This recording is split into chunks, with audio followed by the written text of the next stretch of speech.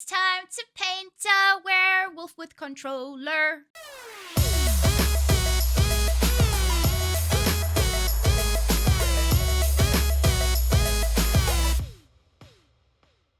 Hey humans, how's it going? It's Shiny today here, and by now I'm sure those of you who have already invested in the Werewolves game pack have tried your hand at painting a werewolf in CAS. Now, today we're going to be talking through some of the tips and tricks for a controller if you're planning on playing with a console or if you're planning on using a controller. A lot of these tips and tricks do relate to the paint mode when painting a werewolf rather than the general everyday CAS outfits and changing features, because that'll be the same as when you're editing a sim. First and foremost, as with any console video, I always do like to say that your Xbox and your PlayStation does carry mouse and keyboard support. So if you've got a mouse and keyboard lying around that you aren't using, it probably will work on your PlayStation or your Xbox. I've done full extensive coverage about mouse and keyboard support for consoles and all of those other things. You're gonna have a far easier time with a mouse and keyboard in CAS than you will with a controller, and I'll show you why. If you want to move around within the actual dialogue, changing your settings, the D-pad or the thumbsticks will work, whichever one you choose to use. So you can go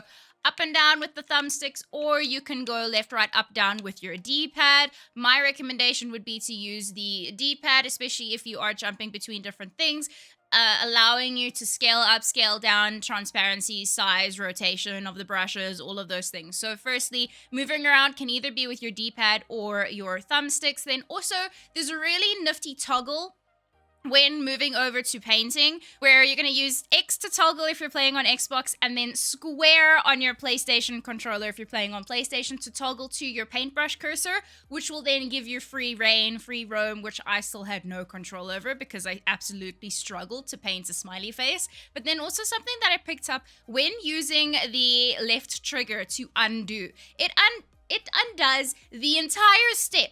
So in comparison to when you're using a mouse and keyboard and you press Control Z, which will undo just the teeny tiny little bit, undoing with the trigger on the controller, for me at least, undid the entire layer that I had just painted. So when I tried to paint the second eyeball and then the smiley face, it undid everything that I had done. So just be very careful when doing that. Obviously, you can redo again and then just erase the parts that you messed up, but that is heckin' frustrating. So Control Z comes in very, very handy when using a mouse and keyboard. Now, I will mention that I have painted a Dalmatian in CAS with controller years ago, and I do feel between having painted the pet back then and the painting tools now, I do feel like the controls themselves with controller have been streamlined really well. So I am a fan of the improved user experience with that, but it's still not mouse and keyboard.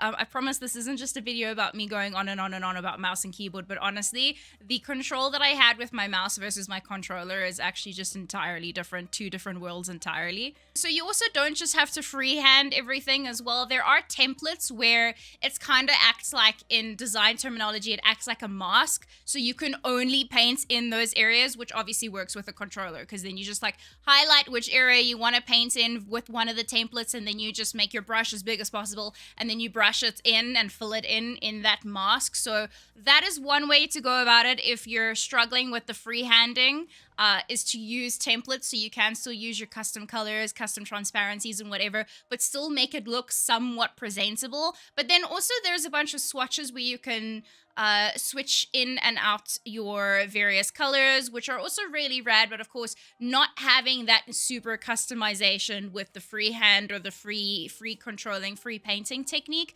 But that is also an option with controller that I found much easier, was when using a template, so either the skeleton or the funky like stripes or whatever. You can highlight those masks and then fill them in. If you do have any other tips and tricks or suggestions, particularly with regards to painting werewolves for controller players, please let me know in the comments below. I'd be super keen to hear about them. But other than that, that's going to be the video. As always, make sure to leave a like, subscribe if you are new around here. Remember that we all human differently, and I'll see you humans again soon. Dag dag.